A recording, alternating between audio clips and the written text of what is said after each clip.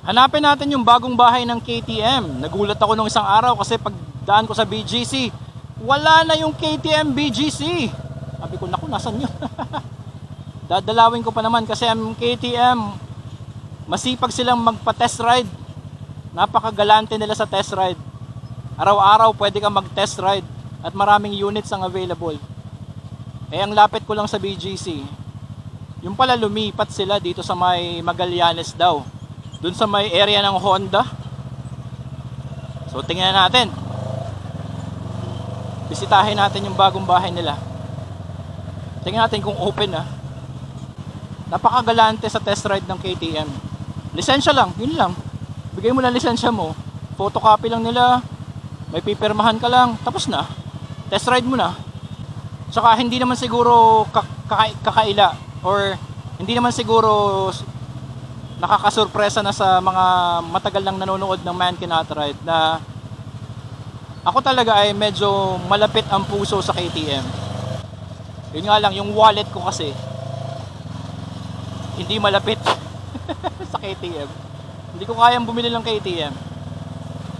Kahit yung dati yung KTM Duke 390 na dati kong gusto sanang bilhin, eh wala talaga.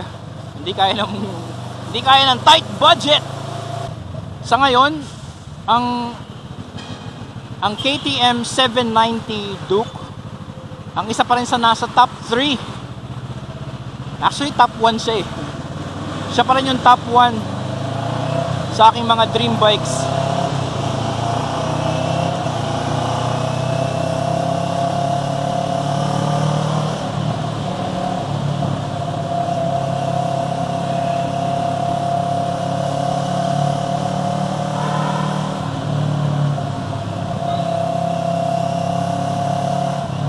Nga lang, hanggang dream na lang muna yon kasi wala tayong pambili ng 790 Duke.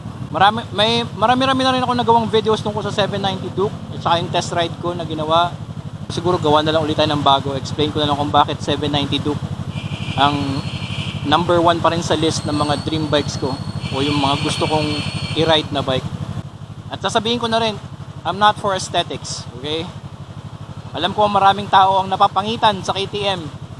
Hindi daw maganda ang style, hindi daw maganda ang kulay. Wala akong pakialam sa aesthetics. So it's not about aesthetics for me. Wala akong pakialam sa forma.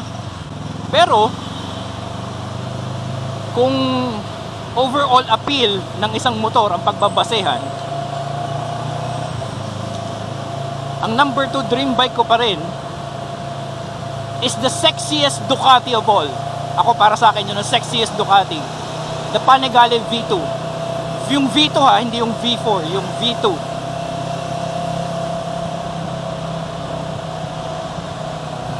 Pero syempre lalo naman yun, wala nga ako pambili ng KTM, Ducati pa kaya.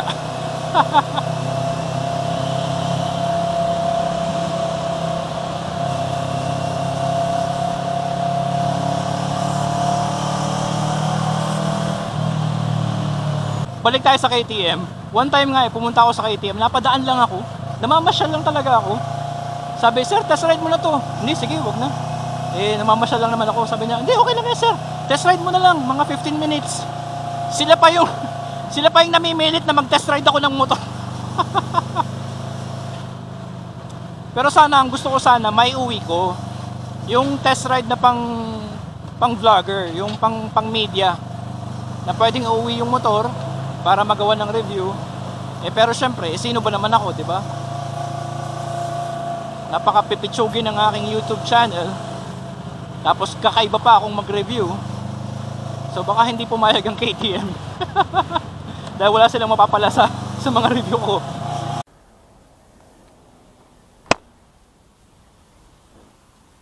Tara na, umalis na tayo sa lugar na to kasi sumasakit na yung tiyan ko.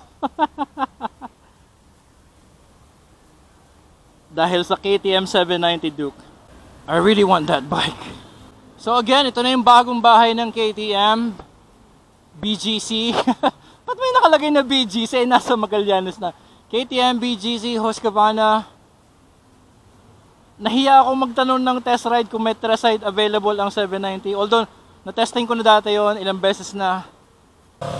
Isang bagay lang naman ang pumipigil sa akin na ano eh. Hindi, isang bagay lang pala ang naiisip ko na dahilan kung bakit hindi ako bibili ng KTM 790 Duke kahit na may pera ako. Yung power niya kasi is over 100 horsepower. Parang nanghihinayang ako. Kasi nung na-test ko yung nung nakapag-test ako ng 790 Duke, hindi ko ma-maximize yung power, hindi ko magamit lahat. Nanghihinayang ako pag ganun. Eto, yung motor ko 41 horsepower. Paminsan-minsan ko lang nagagamit ang full power nito eh. Ayun pa kaya 100 horsepower. Parang nanghihinayang talaga ako.